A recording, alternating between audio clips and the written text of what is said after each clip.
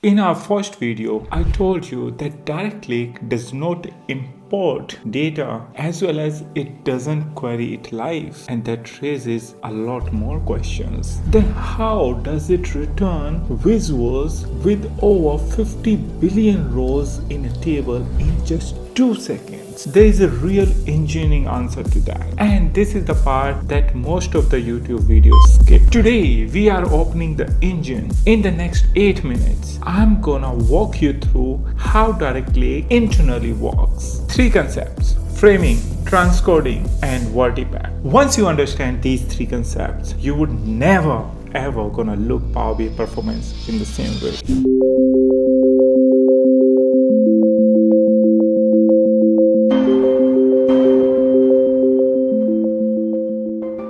Most people works with direct link without actually ever knowing how it actually works until something breaks. Then you are staring at the dashboard without knowing whether the problem in the delta table, framing, transcoding, or at the capacity, and you cannot fix it. Today's video gives you the mental model that you need to debug, optimize, and architect the direct link properly. 3 concepts we are doing in the order they actually happen. However, before we go further, if you are still here, don't forget to subscribe to this channel, share this video with your friends and colleagues, and if you would like to make your smarter agent stay replaceable, join this channel today. Let's start with framing. This is the concept which confuses almost everyone. In import mode, Microsoft Power BI gets the data into its own memory and then it colonizes the data. That simply means that it has to take a lot of time to refresh all the data because it's getting the data from the source to its memory and then it organizes it and generate the results based on the VertiPaq engine. In direct link, there's no copy of data. Framing is just an update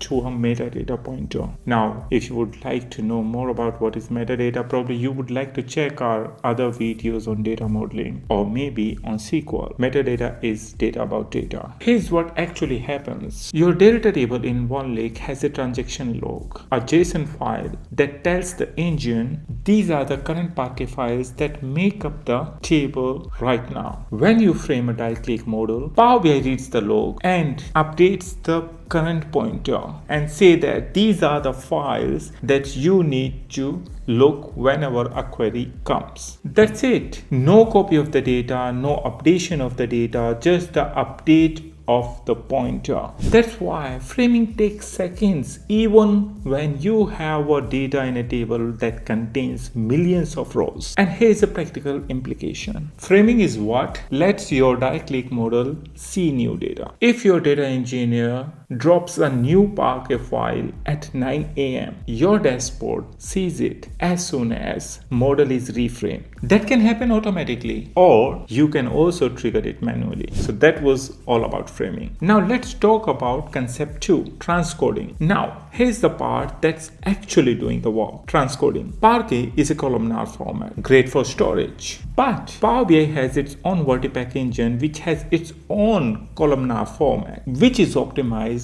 for in-memory analytics. They are related but not the same thing. So here's what happens. Whenever you are opening up any dashboard or any visualization in Microsoft Power BI, then what's gonna happen? Your VertiPaq engine is gonna do in-memory analytics. So that has its own format. However, if you are listening to me clearly, so here's what happens. Whenever you are opening a visualization or a dashboard in Microsoft Power BI, it's gonna fire certain queries that may be in DAX and that has its own VertiPaq columnar format. However, when direct link try to read the data from the direct link, it has its own format. So it has to convert it into VertiPaq columnar format, and that's what is rewrite, and that's what is known as transcoding. So let me tell you again. There are 2 different formats over here. One format for your direct link, which is having its own Parquet columnar format. Whenever direct link connection is there and it's reading data from there, from the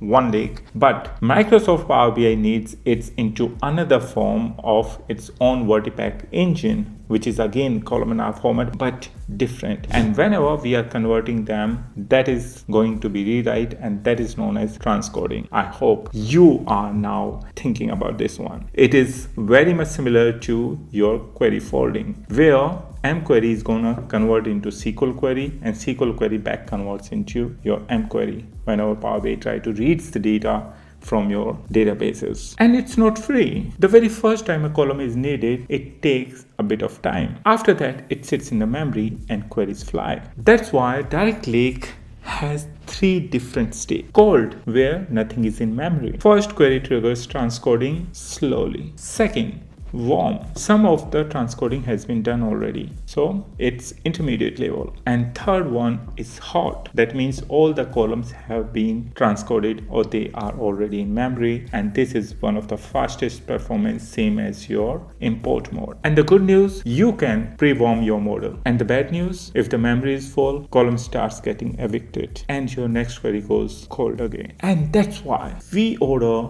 is really important. Comment in the comment section what is V-order if you don't know, and I'm gonna make a next video on that. Now here comes the concept 3, that is VertiPaq engine. Here's the good news about Direct Lake. Once your data is transcoded into memory, it is in VertiPaq, the exact same engine, the Power BI import mode. That's why Direct Lake is so fast when it's hot. There's no special query engine for Direct Lake. There are no compromises. Once a column is loaded, every DAX measures, every relationships, every aggregation runs against the same battle-tested in-memory engine that Power BI has used over a decade. This is the elegance of the design. Microsoft did not build a new engine. They built a smarter way to load the data into the existing one. Import mode says load everything all the time, even you don't use it. Direct Lake says load what's needed only when it's needed into the same engine. So here is the full sequence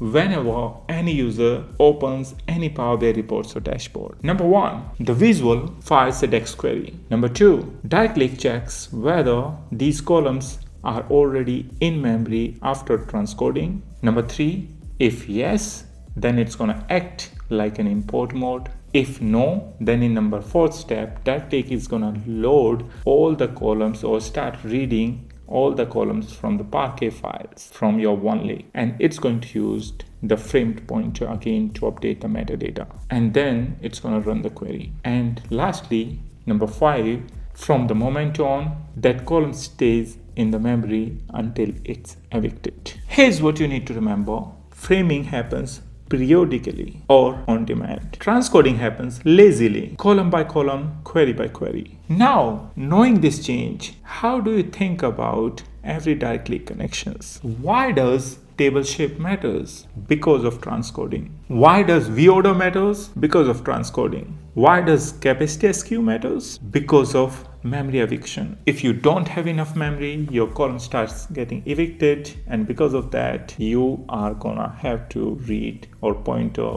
the metadata again. And lastly, why does framing schedule matters? Because of data refreshness. In our next episode, we are going to take it further, and we are going to talk about the biggest confusion, and that is Direct Lake on One Lake versus Direct Lake on SQL endpoints. There are 2 of them, and the choice what you are going to make is going to affect your all the decisions while you are creating those amazing dashboards and reports. Subscribe now so that you don't miss it, and drop a comment about what's been the biggest surprise about how Direct Lake actually works. I'm gonna see you in our next video.